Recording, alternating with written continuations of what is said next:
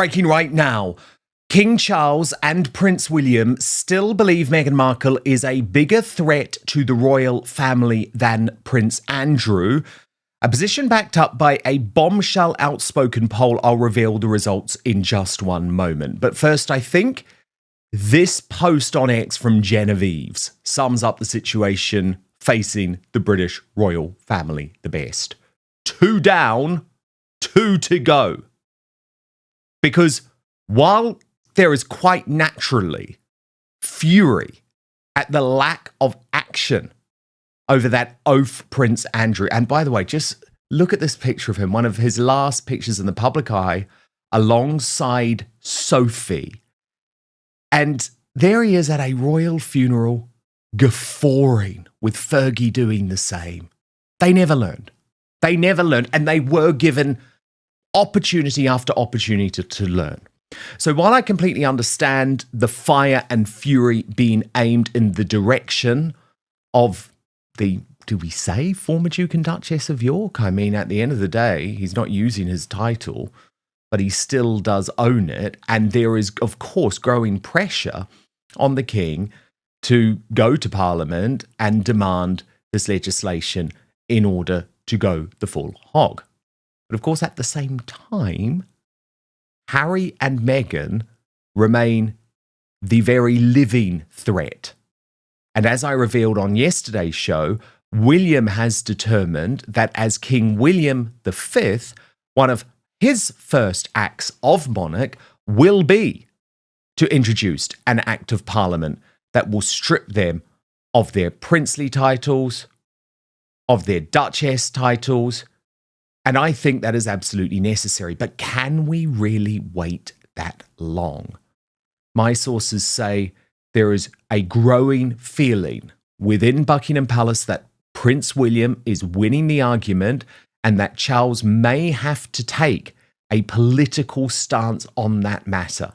And of course, if it does get before the House of Commons when it comes to Andrew, it would be very, very easy to slip the Sussexes in there as well.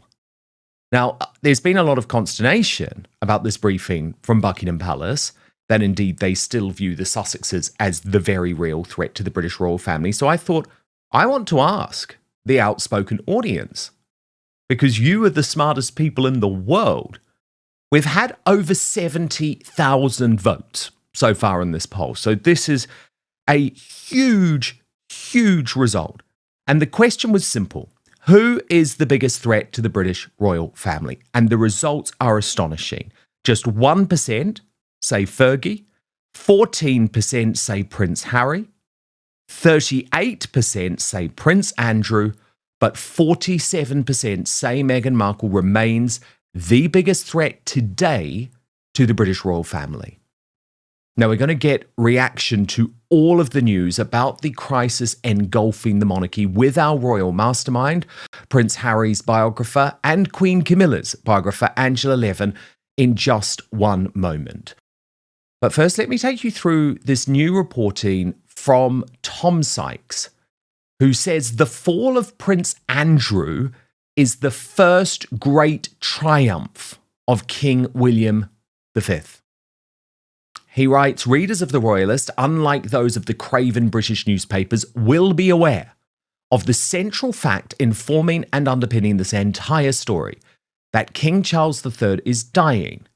Andrew's separation from his ducal title really goes back to February last year, 2024, when the king broke with every tradition of his dynasty and announced to the world that he had cancer. The palace presented this as a gesture of transparency and bravery. Actual friends of the king, speaking informally, have told me they feared it was unwise, but that he had been forced into disclosure because he had hastily informed the world he was having treatment for a benign prostate. So everyone knew something was wrong, which made disappearing for 6 weeks while they figured out the details an impossibility. William's determination to do something permanent about Andrew when he becomes king can be traced to a single humiliating moment. Balmoral, August 2023. William was ordered to drive Andrew to church. At that moment, Charles hadn't pre-announced his own death. He was the all-powerful monarch who had to be obeyed. So William obeyed.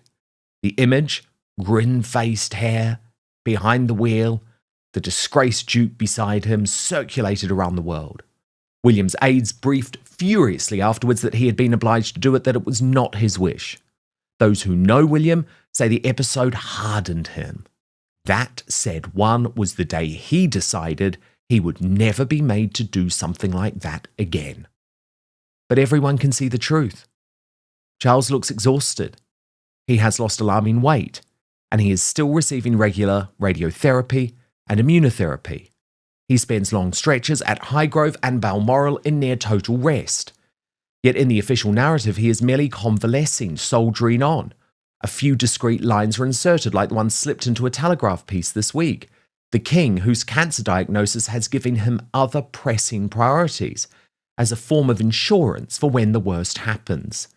It is not morbid to point this out. The death of a monarch is not a private tragedy. It is the engine that powers every royal drama from Shakespeare to the present day. So when in 2024 Charles announced he had cancer and William was forced to start planning in earnest for his own reign, one of the first decisions he made was that the Andrew problem would be solved, as one source told me at the time, via amputation. Charles will survive longer than was expected in those first fraught few weeks. Still, the energy now flows to William, whose team, young, digital, ruthless, are clearly ready to give the institution the most almighty kick up the behind. This is the pre-succession, one former courtier told me. It's what Charles did to the Queen when he fired her private secretary, Christopher Geit, only now it's being done to him. William, for his part, has no interest in the sentimental family unity that his father prizes. He sees the monarchy as a brand and Andrew and Harry as hugely damaging to it. His view, expressed repeatedly to aides, is that his uncle should never again be in the presence of the monarch. When Andrew attempted to get into a photograph at the Duchess of Kent's funeral in September, which we just saw, William's fury was instant. Those close to him say that sealed Andrew's fate in William's mind. He had to go and renew the campaign with new energy and determination. Intriguingly, the media looks ready to credit William for Andrew's downfall. I'm noting repeated references to his role in reports, and I expect a lot of lobbying from his side on the matter in the next few days and weeks. But William, I'm told, is not finished. When he ascends to the throne, I am told he will issue new letters patent to strip Harry, Andrew, Archie, Lilibet, Eugenie, and Beatrice of their HRH and princely titles.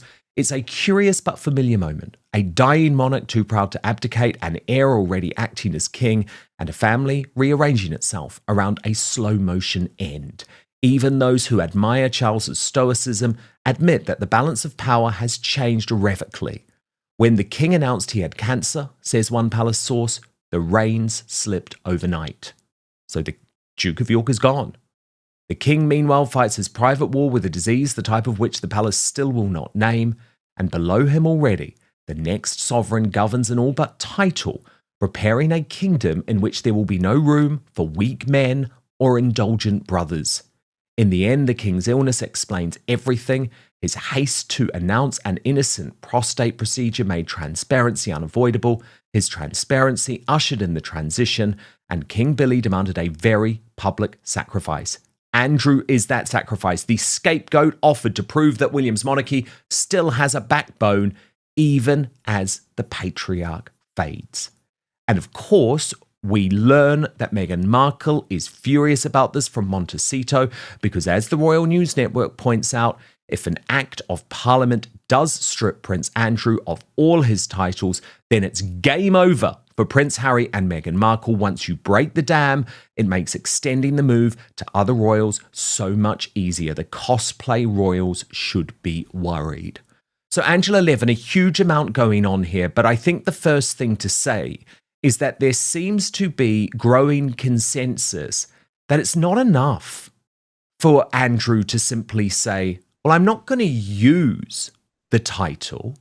There is growing pressure on King Charles, not just from politicians, but also from his own son, to actually go further, Angela, to have this Act of Parliament where his title is stripped, where he would not even be able to use the term prince anymore, which of course would overturn a rule that was introduced by King George V. And this would also be hugely worrying for Meghan, Harry, Archie, and Lilibet, who William intends to remove from all royal life as well. What do you make of it all? Well, what I make is that the comment is extremely harsh, and so it makes everything sound much worse than actually it is.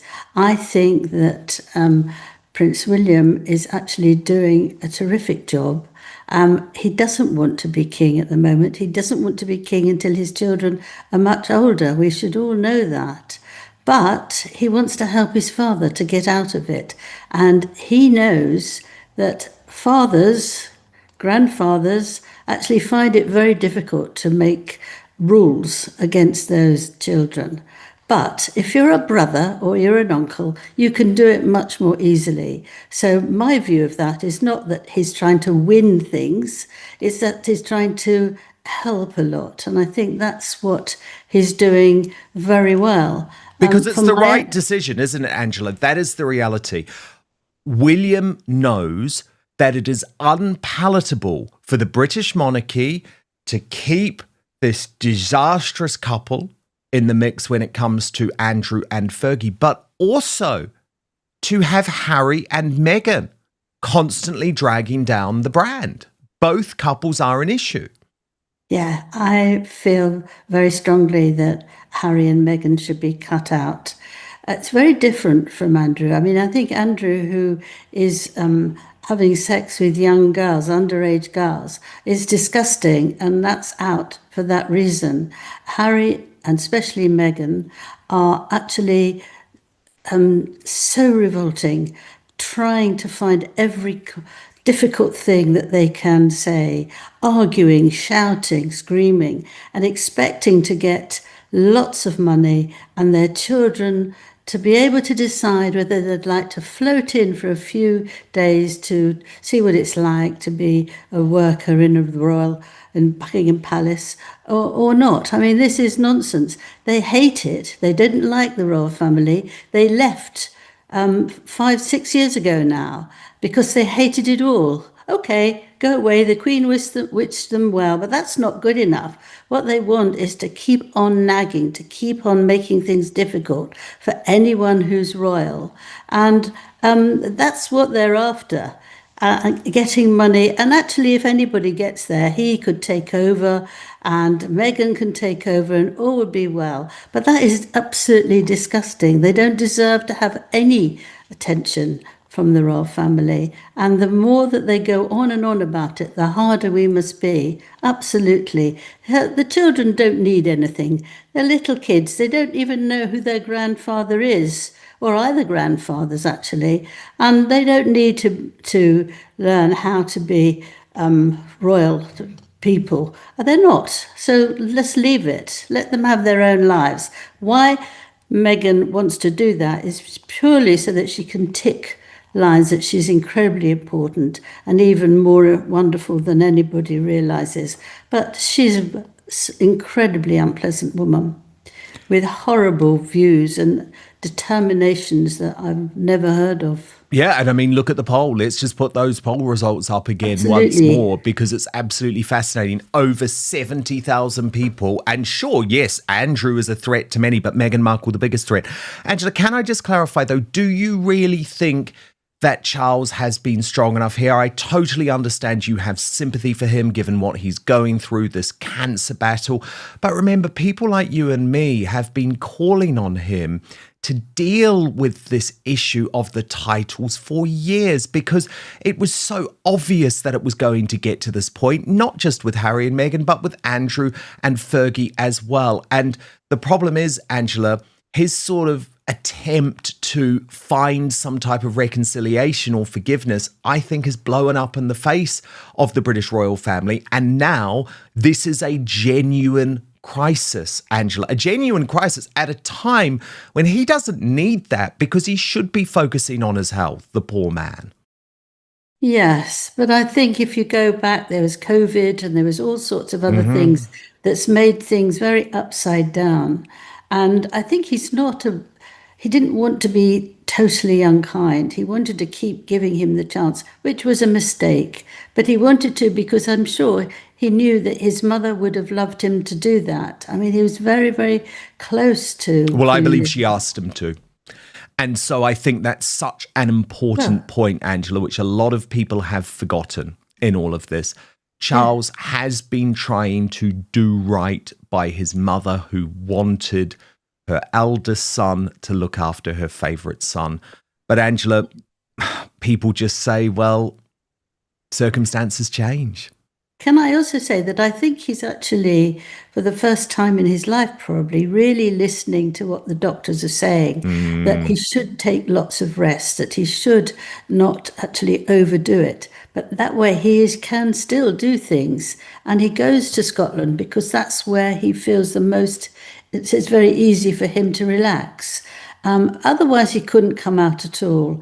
He's not that ill that he couldn't come out at all. And as I have mentioned before, I know two friends who have had cancer now for 4 and 5 years, and they just have, they said they're not going to ever get rid of it, but they can live with it.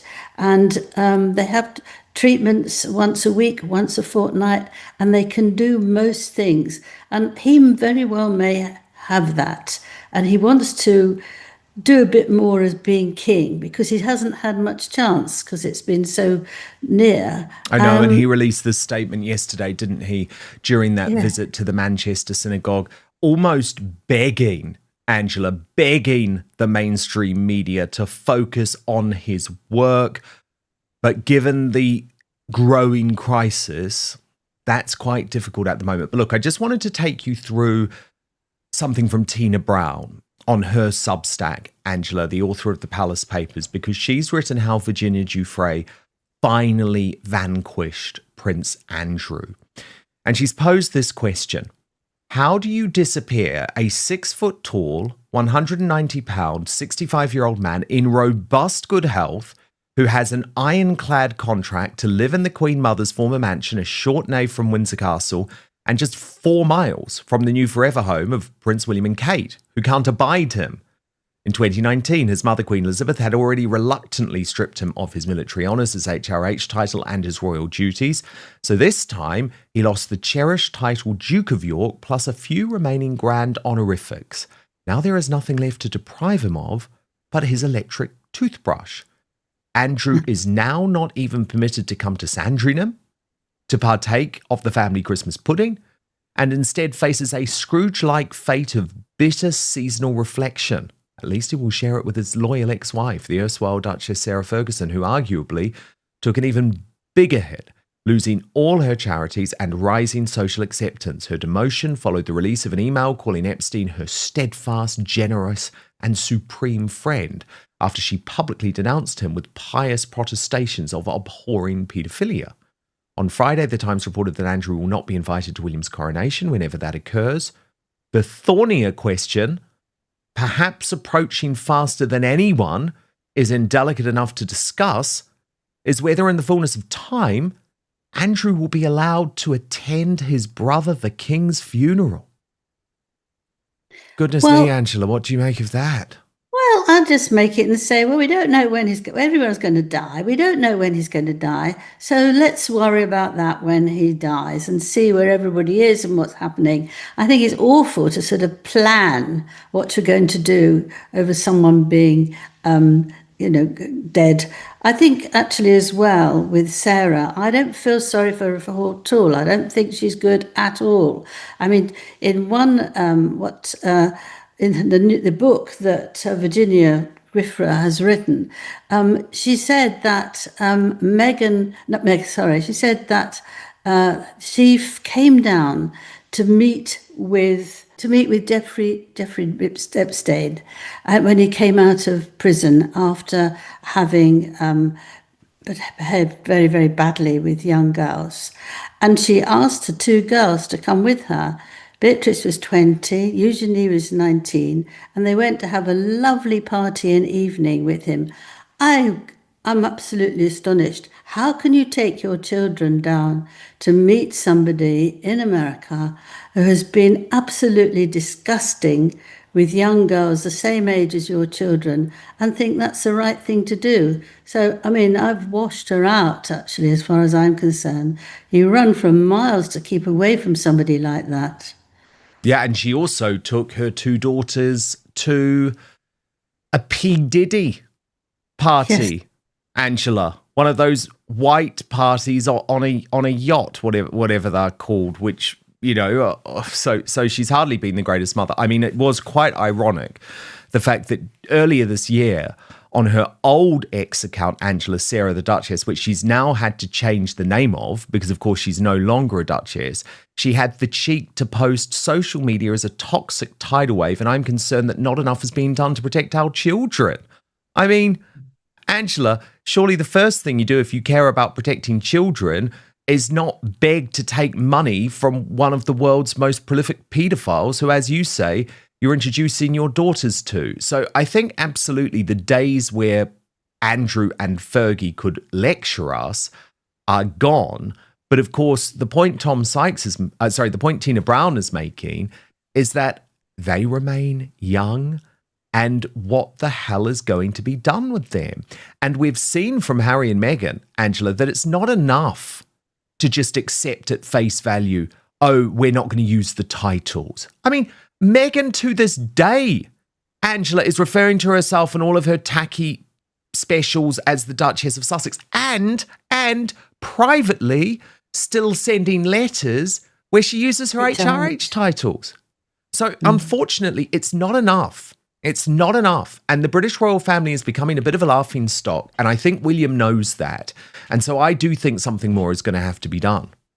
Yes, I'm sure. I mean, you have to get them out. They need to go to another country. There's no point sulking there. Exile. They've got to get out of Windsor Castle and Windsor Gardens and anything that's around there because he doesn't want to look at everybody, what they're doing, what they're not doing.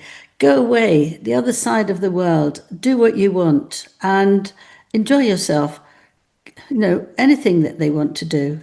I'm sure they'll go together. But I think that's what you do. You just start a new life. That's what the Queen hoped that Harry and Meghan would do. They would go and have a happy new life. But Meghan won't take that because she didn't win. And she's going to stay there and she's going to stay there until she thinks she's won the battle.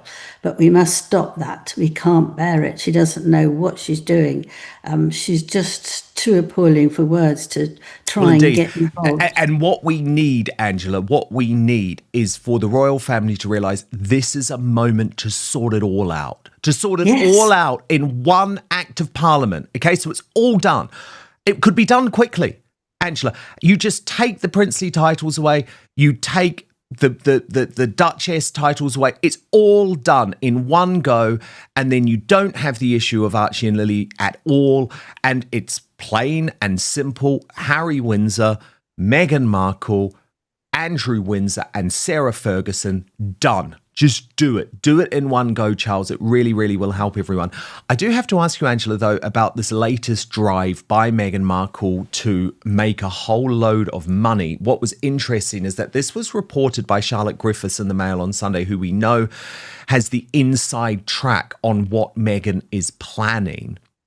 And they ask, will Meghan Markle join the Billionaires Club? She says she wants to leverage her significant influence to build a powerhouse business empire. Now Meghan said to be planning a range of lucrative makeup products to boost the fortunes of As Ever. It's a gamble that has more than paid off for celebrities such as the US singer Selena Gomez, who is now a billionaire. Rumours of the Duchess of Sussex's ventures spread after she posted 2 clips on Instagram showing her applying lipstick with the brand name obscured. It's a telltale sign she may be gearing up to promote her own range. One source told the Mail on Sunday on her Instagram reel, the makeup lined up on her dressing table was unbranded or had the brand labels obscured, which felt deliberate. That's a telltale sign Meghan has something in the pipeline. The fact she didn't want to promote or reveal any other brand is a big clue that she's gearing up to promote her own range. Eventually, it is a sign for industry insiders. but it's unclear how much profit the business is making at the moment, of course. A source said Meghan's cookery never really took off, but it has at least launched her as a lifestyle influencer. The word in New York is that her eye is already onto the next big thing, and that's why she met Vogue editor Chloe Marley during her trip to the city. What makes big money, like really big money? Makeup, of course. She could make a lot more money in beauty than selling pots of jam. The source added that makeup is largely about high-end packaging. The product itself is quite cheap to produce, so the markups are huge and there's potential to make big numbers on sales. Meghan clearly has a flair for packaging, so it would be a natural progression. Then, of course, Angela, you get to the issue of Daniel Martin, okay, who was her, until now, gay BFF and makeup artist constantly by her side. Well, Meghan was furious with him, Angela, forced him to take down the video that he had posted of her makeup, and now has leaked a news story. I find all of this so hilarious because it's so transparent. It is. Because she's leaked this news story. Look at this, Angela. Meghan Markle did all her own makeup for NYC appearances. Here's exactly what she used to get her glow. So the clear message there is, Angela, I'm going to throw my gay BFF Daniel Martin under the bus because I am launching my own makeup range and I'm so brilliant that I can do this all on my own. How many times have we heard this about making jam, making any sort of food? She just does think that she's so important that she can do everything without anyone. And poor old Daniel Martin, who's looked after her so beautifully, and actually he said that he gave her face a sort of glow, and then she said she did it herself, and she said it was outrageous that he dares say that. Very funny, really. I mean, she just is awful. She treats everybody incredibly badly. But serves him right, because he should have known. He should have known eventually that she was going to come for him too, because he's been there as she's treated everyone else like a piece of dirt. Yes. But the other thing is that we should know by now that she's a failure with everything. She tries hard. She pushes everyone out the way because she won't listen to what any advice is given to her. And she thinks she can do it all. Apparently, she runs her image like a luxury brand. There we are. So she thinks that her image is absolutely amazing. She does. She thinks whereas she's we view it wonderful. as Temu. And that's it. And she's not going to make a great deal with makeup because she doesn't listen and she won't do it properly. And she'll be worrying about putting the paper wrapping around it more than actually making sure that it's a good thing to have. It'll cost a lot of money, but people won't buy it. People don't like her anymore. People don't want to buy things from anymore. They don't trust her anymore. All that has gone. I mean, she's got her PR people who are pretending she's wonderful and everybody thinks she's just, amazing woman. She is an amazing woman, but in a negative way. The British royal family has faced several controversies in recent years involving different members of the institution. Prince Andrew stepped back from royal duties in 2019 following widespread criticism connected to his association with Jeffrey Epstein. Meanwhile, Prince Harry and Meghan Markle stepped away from their roles as senior working royals in 2020 and relocated to the United States. These events have fueled ongoing debate about how the monarchy should adapt in the modern era. Some royal commentators now suggest that Prince William, as the future king, may want to modernize the monarchy and distance it from controversies. According to these discussions, that could potentially include reviewing the use of certain royal titles. However, it is important to emphasize that these ideas are largely speculative and not based on confirmed plans. Prince Andrew still holds the title Duke of York, although he no longer performs official royal duties. Over the past few years, he has already lost several honorary military titles and patronages, reflecting the monarchy's attempt to manage the public response to his controversies. Because of this, some commentators believe additional steps could eventually be considered. Meghan Markle became the Duchess of Sussex when she married Prince Harry in 2018. Although the couple stepped back from royal duties, they still retain their titles. Some critics argue that people who no longer serve as working royals should not keep such titles, while supporters believe the titles remain part of their personal identity and history. One important detail often overlooked in headlines is that removing a royal title is not a simple decision. In many cases, removing a peerage title like Duke or Duchess could require legal steps involving the UK Parliament. That means any such change would likely involve a complex constitutional process rather than a single royal decision. Stories like this tend to generate strong reactions online. Some people believe the monarchy should take stronger action to protect its reputation, while others argue that many of these discussions are driven more by media speculation than official policy. Because of the global interest in the royal family, even rumors about possible future decisions quickly become trending topics. For now, there is no confirmed plan to remove royal titles from Meghan Markle or Prince Andrew. What we are seeing instead is a broader debate about the future of the monarchy and how it should respond to modern public expectations. What do you think about the idea of reviewing royal titles in the future? Should the monarchy take stronger steps to address controversies, or should these matters remain unchanged? Share your thoughts in the comments below, and if you enjoyed this breakdown of royal news and commentary, don't forget to like the video and subscribe for more updates.